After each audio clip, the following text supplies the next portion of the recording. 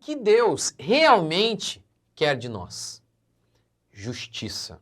Atos de justiça.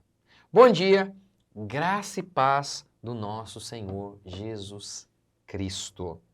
Vamos lá, mais um devocional. E só lembrando, até o final da noite, nosso curso, os dois cursos, né? Criação de Filhos e Homeschooling, está em promoção, até o final do dia.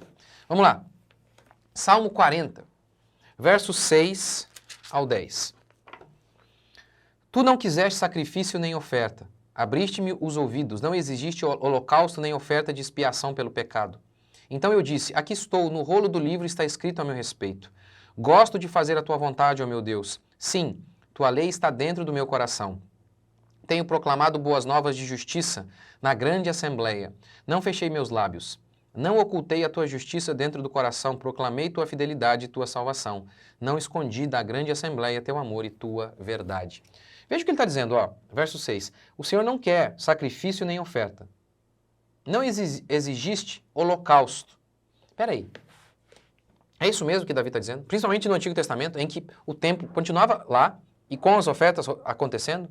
Davi está dizendo então que aquilo era um erro? É claro que não. Aquilo lá, aquele templo com as ofertas, o holocausto, aquilo foi determinado pelo próprio Deus. Então Davi não pode estar indo contra o próprio Deus aqui. Se aqui o Espírito Santo escreveu por meio de Davi, é óbvio que Davi não está dizendo isso. Os rituais foram estabelecidos por Deus. O que está acontecendo aqui é que os judeus não tinham entendido o propósito dos rituais. Qual era o propósito do bezerro que morria? Qual era o propósito de cada ritual? Cada ritual era um símbolo que apontava para uma realidade. Só que o judeu tinha o ritual, mas não tinha a realidade. Seria mais ou menos assim, ó.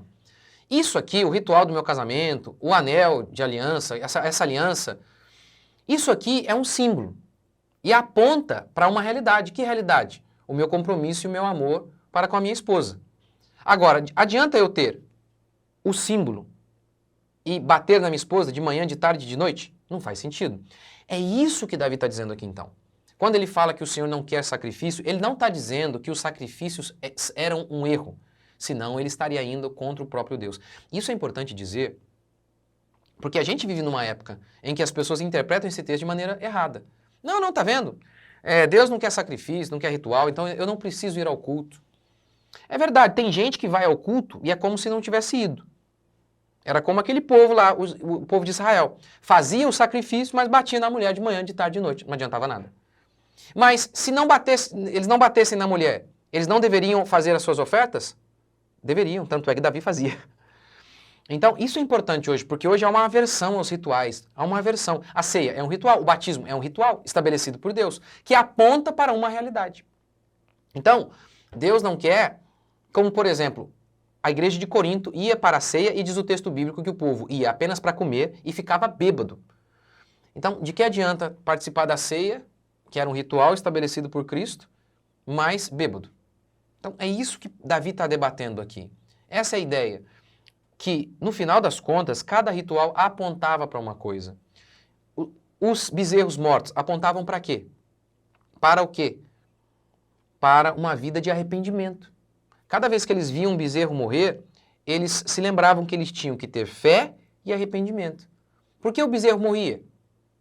Para pagar o pecado deles. Então, ou seja, o bezerro era um anúncio a que eles crescem, que eles tivessem fé. Se eles fossem bons, não era necessário bezerro morrendo.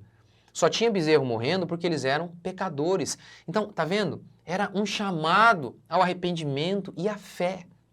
É isso que é o significado dos rituais. Eles apontam para uma realidade. A realidade da fé, do arrependimento, da justiça. Da justiça. Verso 8. Gosto de fazer a tua vontade, ó meu Deus. Tá vendo? Ele tinha prazer na lei de Deus. E não apenas isso. No verso 9, ele tinha prazer. No verso 8, ele declara que tem prazer em obedecer à lei. E no verso 9, ele declara que tem prazer em anunciar a lei. Então nós devemos viver o evangelho e pregá-lo. Pregar o evangelho a outras pessoas. Isso é importante, sabe por quê? Lembra o Salmo 40, verso 1? Esperei confiantemente no Senhor e ele me ouviu. Por que ele ouviu? Porque Davi está vivendo em santidade. Isaías 59 declara, a minha mão não está encolhida, mas os vossos pecados fazem separação entre vós e o vosso Deus para que eu não ouça vocês.